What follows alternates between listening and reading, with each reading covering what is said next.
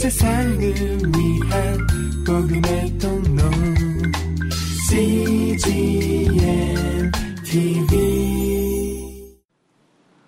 오늘 설교 제목은 완전한 사랑입니다. 다음 주 설교 제목은 성숙한 사랑이 됩니다. 이 사랑에는 완전한 사랑이 있고 불완전한 사랑이 있습니다. 하나님께 속한 사랑은 완전한 사랑입니다. 흠이 없고 티가 없고 부족함이 없습니다. 하나님께 속한 이 완전한 사랑은 순간적인 사랑이 아니라 영원까지 가는 사랑이고 변함이 없는 사랑이고 진실한 사랑을 의미합니다. 이 사랑의 특징은 인간 안에는 이 완전한 사랑이 없다는 것입니다. 불완전한 사랑은 어떤 것일까요? 인간에게 속한 사랑입니다. 인간이 할 수 있는 사랑이고 인간이 노래하는 사랑입니다. 그렇기 때문에 아무리 완벽을 기하려고 해도 흠이 있고 티가 있고 부족함이 그 안에 있습니다. 우리가 그런 거 있잖아요. 최선을 다해도 흠이 있죠. 우리가 정성을 다들여 완벽하게 해낸다 하더라도 인간이 하는 일에는 완벽이 없다는 것입니다. 순간적인 사랑이고 변덕이 많은 사랑이고 진실하지 못한 사랑입니다.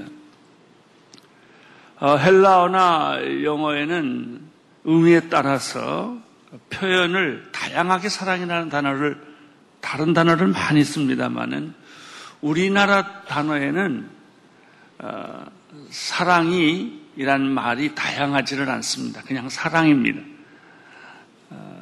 어쩌면 우리 한국 사람들이 하는 사랑이 너무 이런 순수한지도 모르죠. 사랑은 들여다보면은 단어가 다양하지 않을 뿐이지 여러 가지 다양한 단계의 사랑이 있고 또 다양한 사랑이 있음을 발견할 수가 있습니다. 첫째는 동물적 사랑입니다. 에로스라고 보통 말하는데 사람이 소유하는 동물적 사랑이 있고요. 동물이 가지고 있는 본능적 사랑이 있습니다. 육체적인 사랑이요, 본능적인 사랑이라고 말할 수 있습니다. 또는 성적인 사랑이라고도 말할 수도 있습니다. 이 사랑에는 또 부모가 자식을 사랑하는 그런 본능적인 사랑도 의미가 있을 수가 있습니다. 아무튼 동물적 사랑입니다. 우리는 사람을 보고 아유 짐승 같아 그러잖아요. 동물처럼 느끼는 거예요. 또 그래서 우리는 개띠, 소띠, 말띠 계속 동물 가지고 얘기하잖아요. 인간 안에 보면 다 동물이 있다는 거예요. 동물적 속성이 있다는 것이죠. 여러분 산에 가거나 절에 가게 되면 다 이 귀신 얼굴들 하는 걸 보면 다 동물, 무서운 얼굴들을 조각해 놓고 있죠. 인간의 내면성 속에는 그런 동물적 야망, 동물적 본능, 동물적 성욕 이런 것들이 있습니다. 둘째는 사랑이 동물에게 사용되는 것이 아니라 인간에게 사용되는, 사람에게 사용되는 아주 아름답고 좋은 사랑입니다. 인간에게 사용되는 사랑에게도 아주 추하고 더러운 사랑도 있고 아주 고상하고 순결한 사랑도 있습니다. 인간을 어떻게 보느냐에 따라서 달라집니다.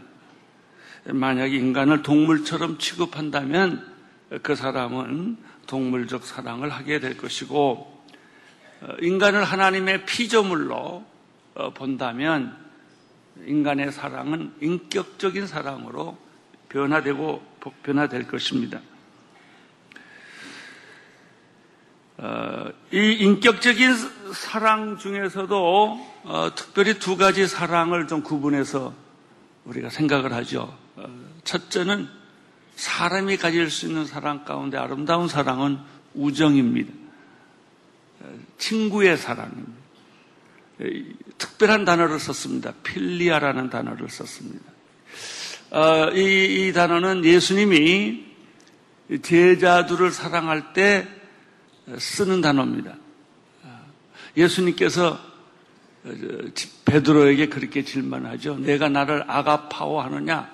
하나님의 사랑으로 내가 나를 사랑하냐? 그랬더니 베드로가 내가 당신을 필레오합니다. 아가파는 단어를 못 씁니다. 내가 당신을 우정으로, 친구로 그런 사랑을 합니다. 예수님이 두 번째 또 내가 나를 아가파오하느냐? 그러니까 베드로가 나는 아가페를 못합니다. 필레오를 합니다. 그때 예수님이 마지막으로 내가 나를 필레오하느냐? 인간적인 우정을 물어요. 주님, 나는 당신을 필레오합니다. 이런 것처럼 아주 순수하고 아름다운 사랑이죠. 우정이라는 것은 이 나이 든 사람들의 슬픔은 친구를 잃어버린 것입니다. 어렸을 때, 젊었을 때는 다 철이 없어서 아주 깨끗한 친구 우정 관계를 갖는데 나이 들어서 우정 관계를 갖는 것은 참 귀한 겁니다. 왜냐하면 우리가 산전수전 다 겪고도 친구를 가질 수 있다는 것, 이것은 아주 귀한 일이죠. 어쨌든 그런 것이 있고요. 또 인간의 사랑 가운데, 인격적 사랑 가운데 아주 중요한 것은 부모가 자녀를 사랑하는 스트로크의 사랑입니다. 이것은 조건이 없고 하나님 사랑 같아요. 무조건적이고 무한하고 희생적이고 어머니가 자식을 사랑할 때는 조건이 없는 이런 사랑. 근데 이 사랑이 인간에게 나타날 때 아주 그렇게 순결하고 아름다운 까닭은 하나님의 사랑의 모델이기 때문에 그래요.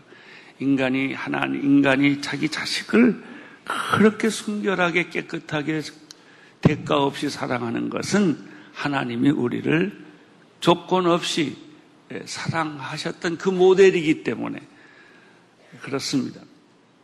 만약 우리가 인간이 자식을 사랑하는 모델이 동물이었다면 우리의 사랑은 얼마나 흉하겠습니까? 그것도 아름답지만 우리의 모델은 동물이 인간을 사랑하는 그 본능이 아니고 하나님이 인간을 사랑하는 그 본능이 것입니다. 이제 마지막으로 세 번째, 첫째는 제가 동물적 사랑 얘기를 했고요. 두 번째는 인간적인 사랑 이야기를 했고요. 세 번째는 하나님의 사랑이 있습니다. 이 하나님의 사랑이라는 단어를 쓸 때는 절대 단어를 섞지 않습니다. 아가페라는 단어를 독특하게 신약에서 쓰고 있습니다. 조건 없는 사랑, 거저주는 사랑, 희생하는 사랑, 포기하는 사랑. 이 사랑에는 사람이 있는 것이 아니라 오직 하나님만이 있어. 그 사랑을 인간에게 주시기 때문에 성령으로 그 사랑을 우리도 흉내낼 수 있는 거예요. 그 사랑을, 하나님의 사랑을 흉내내기만 해도 기적이 일어나요. 회복이 일어나요. 축복이 일어나는 것입니다.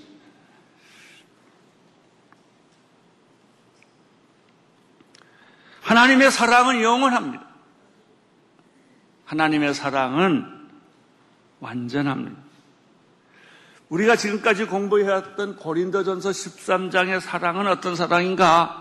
인간적인 사랑을 이야기한 것이 아닙니다. 완전한 사랑, 영원한 사랑인 이 하나님의 사랑, 아가페를 가지고 이야기한 것입니다. 하나님의 사랑의 모델은 예수 그리스도입니다. 예수 그리스도의 삶과 말씀 속에 이 하나님의 사랑이 녹여져 있습니다. 다시 말하면 하나님의 사랑의 성격과 본질을 발견하는 것이죠. 4절부터 8절까지 15가지 사랑을 지금까지 3번에 나누어서 제가 설교를 드렸는데요.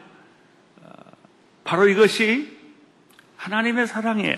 그 사랑을 가만히 들여다보면 나도 할 수 있다, 인간이 할 수 있다라고 하는 느낌을 많이 주지만 그러나 결코 인간이 할 수 없는 사랑. 흉내낼 뿐이죠. 이 사랑을 온전히 이루신 분은 예수 그리스도이십니다. 사랑은 오래 참고 우리는 참다 말지요. 또 오래 기다리고 참는다 하더라도 허무주의적인 그런 실존에서 사랑을 하는 것이죠. 사랑은 친절하고 끝없이 친절하고 또 웃고 또 웃고 상대방이 어떤 실수를 하더라도 기다리고 또 웃고 시기하지 않고 자랑하지 않고 교만하지 않고. 자, 우리가 매일은 못해도 한순간만이라도 한번 해봅시다. 한번 이렇게 요 5가지 말이 다 포함된 표정을 한번 지어볼까요? 안 해보세요. 내가 나를 때려도 나는 기다릴 거고 참을 거고 친절할 거고 내가 어떤 요구를 해도 나는 흥분하지 않을 거고. 이렇게 해보세요. 아니, 해보세요. 좋아요. 옆에 있는 분에게 해보세요. 예수님의 사랑이 그런 것이었어요. 우리가 예수님 만나면 2000년 전에 돌아가서 예수님 만나면 그런 얼굴을 발견할 거예요. 사랑은 무례히 행치 아니하고 예수님은 절대로 무례한 일을 안 했어요. 가만 보면 그냥 이렇게 예수님의 삶과 언어를 보면요, 하신 말씀 다 하면서도 상대방의 상처를 안 줬어요. 무례히 행치 아니한다는 말 속에는 상대방에게 상처를 주지 아니한다, 이런 뜻이 있어요. 그냥 얘기하셨고 자기 유익을 구하지 않았고 성내지 않았고 원한을 품지 않았고 불의를 기뻐하지 않고 진리와 함께 기뻐하고. 제가 아침에 이거 설교를 한번 다시 읽으면서 그런 묵상을 했어요. 진리가 있는 사랑, 진리와 함께하는 사랑. 그 말이 그렇게 좋을 수가 없어요. 우리의 사랑에는 너무나 거짓이 많아요. 불법이 많아요. 진리와 함께하는 사랑. 모든 것을 덮어주고 모든 것을 믿어주고 모든 것을 바라고 모든 것을 견디는 사랑. 여기까지 오니까 나는 숨도 못 쉬겠어요. 내가 하는 것은 전부 이것과 반대예요. 그러지 못해. 그러려고 흉내내보고 애쓰지만 안 그래요. 여러분, 저 화 안 낼 것 같으세요? 아니에요. 저 화 잘 내요, 속으로. 속상해 많이 해요. 그런 걸 표현을 안 해서 그럴 뿐이지. 안 돼요, 그게 잘. 근데 예수님은 어떻게 그런 걸 하셨을까? 그런 생각이 듭니다. 고린도전서 13장 8절을 읽어보십시오. 시작. 사랑은 결코 없어지지 않습니다. 나 예언도 사라지고 방언도 그치고 지식도 사라질 것입니다. 예언은 소중한 거예요. 예언은 미래의 열쇠죠. 그러나 여러분, 종말이 오면 예언이 다 성취되는 거예요. 그러면 예언의 역할이 다 끝나요. 방언 소중한 것이죠. 그러나 천국이 돌아오면 천국 방언이 있는데 세상 방언이 무슨 의미가 있겠습니까? 지식 훌륭한 것이죠. 그러나 천국에서는 더 이상 세상에서 지식이 필요하지, 천국에서 무슨 지식이 필요하겠습니까? 그렇다면 영원까지 가지고 갈 수 있는 것이 무엇이겠습니까? 사랑이에요, 사랑. 사랑은 현재에도 필요하고 미래에도 필요하고 영원까지 하나님의 사랑이시니까. 하나님이 계신 곳에는 언제나 사랑이 있다는 것이죠.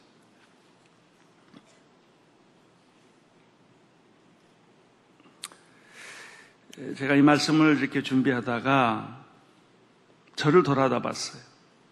20년이 넘게 옴누리교회를 섬겨오면서 요즘 후회하고 회개하는 일들이 많습니다.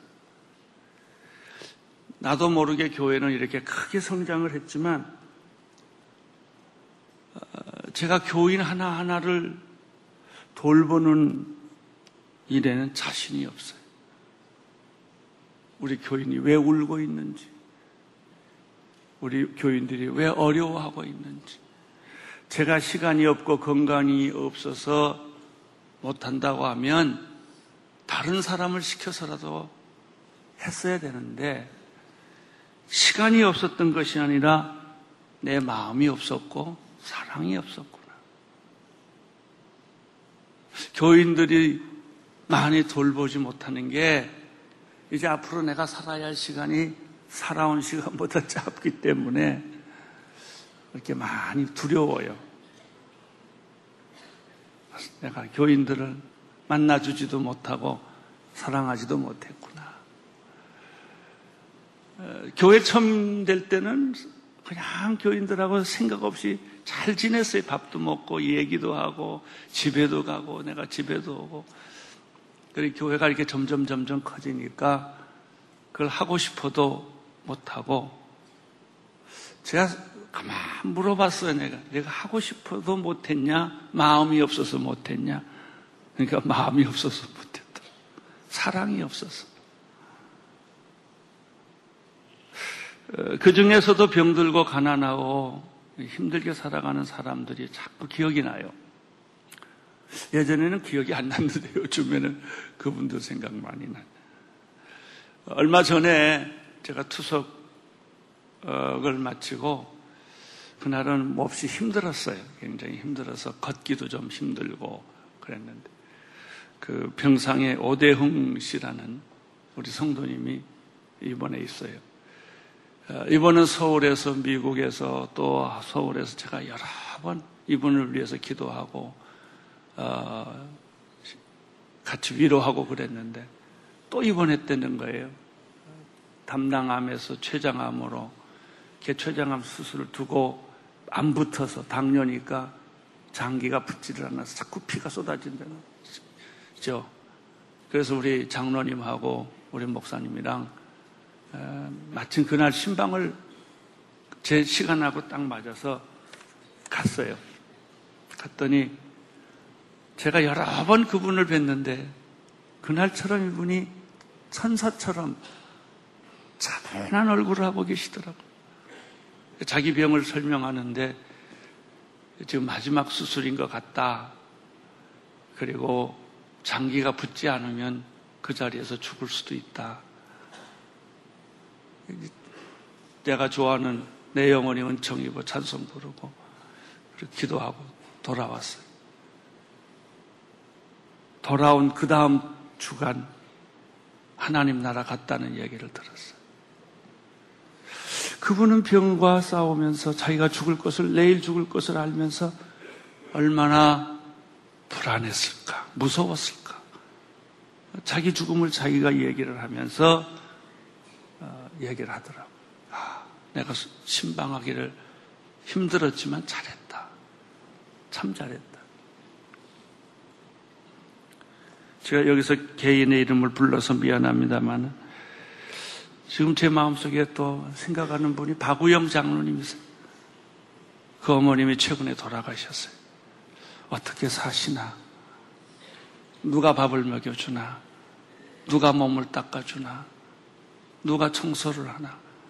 이런 생각들이 자꾸 나요. 우리 저기 거기 뭐죠? 우리 장애우들이 사는 동네 여러 곳곳이 많아요. 우리가 그러면서 생각했어요. 참 내가 사랑이 참 부족하구나. 사람에 대한 생각이 부족하구나. 교회 성장도 사랑이 없으면 아무 소용이 없다. 유명해지는 것도 사랑이 없으면 아무 소용이 없고, 부유해지는 것도 사랑이 없으면 아무 소용이 없구나. 우리가 알고 있는 예언이나 방언이라든지 이런 모든 것들은 다 부분적인 것이다. 그것은 완전한 것이 아니에요. 우리는 진리의 끝자락을 붙들고 있는 것뿐이고, 예언의 한 부분, 그것도 지극히 작은 한 부분을 알고 있는 것뿐이에요. 사랑이 없다면 다 말짱 헛거예요.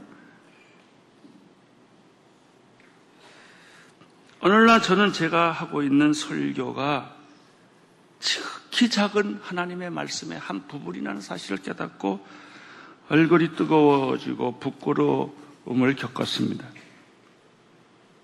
나의 사랑도 말하기조차 부끄러운 사랑이라는 것이죠. 저는 가끔 설교 준비하다 가만히 설교 준비를 못하고 그냥 생각을 합니다. 기도를 합니다. 우리가 부분적으로 고린도전서 13장 9절에서 10절 시작. 우리가 부분적으로 알고 부분적으로 예언합니다. 그러나 완전한 것이 올 때는 부분적으로 오는 것은 사라집니다. 자, 우리가 부분적으로 알고, 지식이죠. 부분적으로 예언하고 부분적으로 방언합니다. 그러나 완전한 것이 올 때는 부분적으로 알던 것이 다 없어져 버리는 거예요. 여기서 완전한 것이란 무엇이겠습니까? 사랑이에요. 부분적인 것은 무엇이겠습니까? 사랑 이외의 모든 것이에요. 우리가 어떤 것도 주님의 이름으로 했다 할지라도 그 안에 사랑이 담겨져 있지 않다면, 형식적인 사랑이 아니라 중심에 나타나는 사랑이 없다면 다 헛거다 그런 얘기입니다. 부분적으로 알던 것은 완전한 것이 올 때는 다 사라지게 된다. 저는 목회에 있어서 완전한 것과 부분적인 것이 무엇일까 생각해 봤습니다. 자, 부분적인 것은 쉬워요. 의자, 건물, 숫자, 조직, 시스템 이런 것들, 우리가 열심히 하는 이런 것들, 이건 다 부분적인 거예요. 온누리 교회가 소중하게 생각하는 것들, 큐티, 1:1, 공동체, 순도 다 부분적인 거예요. 좀 더 깊이 생각해 보면 우리가 소중하게 생각하는 액주 29, 2천만 비전, 러브 소나타, 비전 교회, CGN, TV, 두란노 등들도 다 오늘 이 성경에 대비해서 보면 부분적인 것입니다. 그런데 이 부분적인 것이 틀린 것이 아니라 우리는 그거 해야 돼요. 교회가 사라질 때까지 그 일을 계속할 거예요. 그러면 이 부분적인 것이 완전해지려면 어떻게 되느냐? 사랑의 악교가 들어가야 된다. 우리가 큐티를 들여다봐도 거기에 눈물의 사랑이 있고, 성도들의 겸손이 있고, 친절이 있고, 기다림이 있고, 예의가 있는 모습이 있어야 돼요. 큐티만 잘한다고 큐티가 되는 것도 아니고, 1:1만 잘한다고 그래서 1:1 되는 게 아니고, 1:1이 지나간 자국, 큐티가 지나간 자국, 러브소나타가 지나간 자리에 하나님의 사랑이 있어야 돼요. 우리가 러브소나타에서 일본에 가서 하지만은 그 지나간 자리에는 향기가 나야 돼요. 와, 한국 사람들이 자기 돈 들고 비행기 타고 와서 죽도록 고생하고 가는구나. 그래서 일본 사람들이 그걸 보고 눈물을 흘리는 거예요. 사랑을 느끼는 거예요. 여러분, 우리가 말하고 사는 모든 것에 옳은 것은 있지만 사랑이 거기에 묻어 있느냐 하는 거죠. 사랑이 거기에 묻어 있느냐. 내가 하는 것, 모든 것은 부분적이에요. 거기에 사랑이 들어가야 마지막 완전한 것이 되는 것이죠.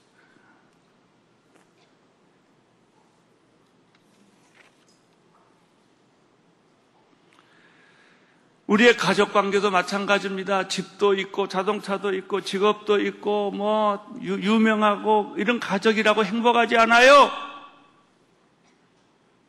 그런 거 다 있어도 행복하지 않아요. 결혼도 마찬가지입니다. 결혼의 조건이 다 맞았다고 행복하냐? 안 그래요. 어쩌면 더 원망이 많아요. 그래서 혼숙감 할 때 원망이 많잖아요.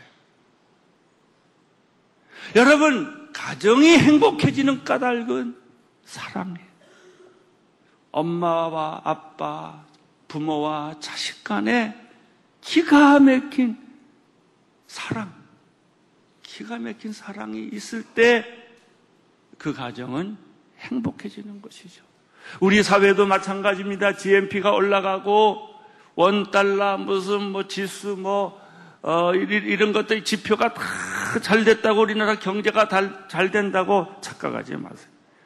우리 심장에, 우리 민족에, 우리 나라에 사랑이 흘러야 돼요. 사랑.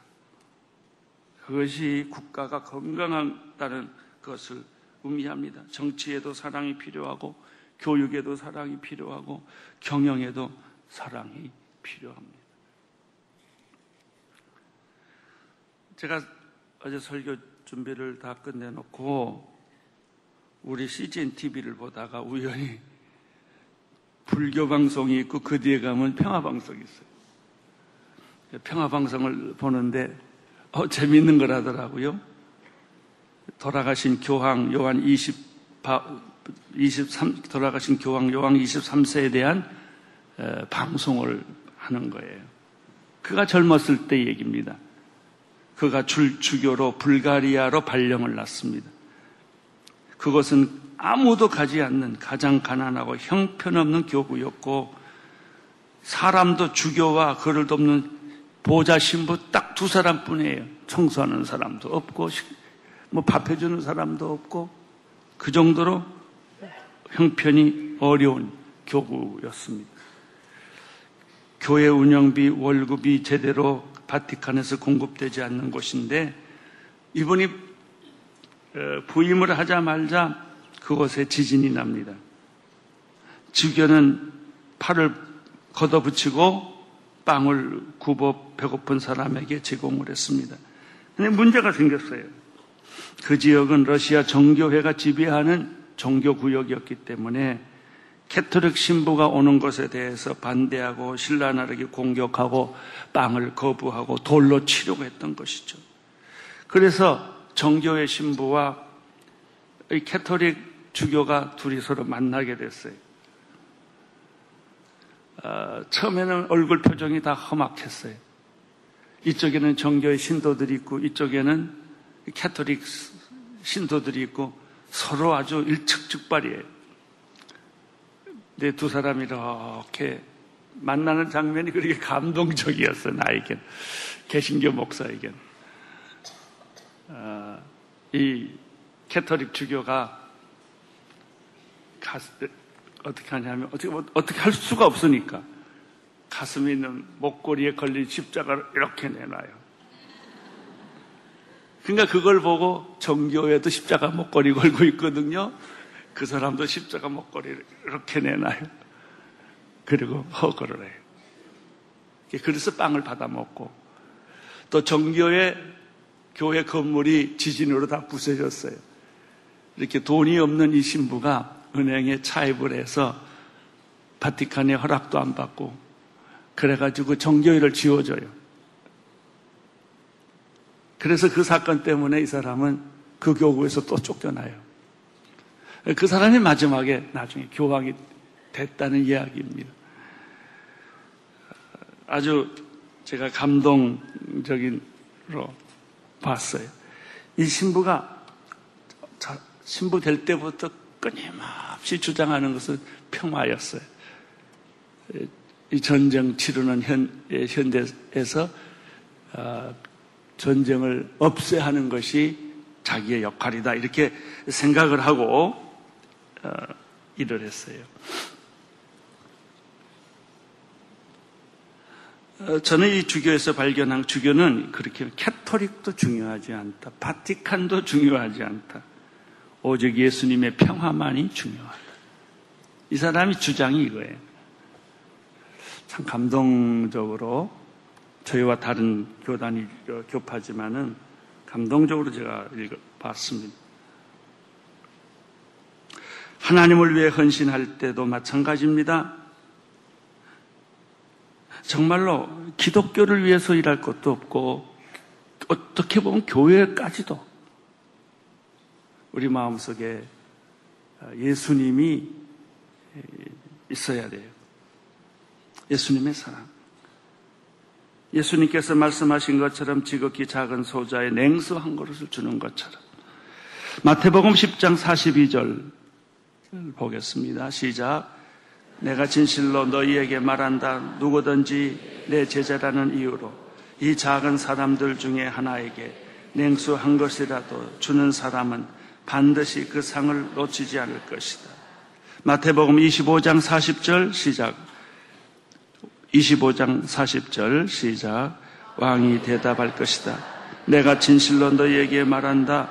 무엇이든지 너희가 여기 있는 내 형제들 중 가장 보잘것없는 사람에게 한 것이 곧 내게 한 것이다. 여러분, 양심에 질문하십시오. 사랑에 부끄러움 없는 사람들이 다 되시기를 축원합니다.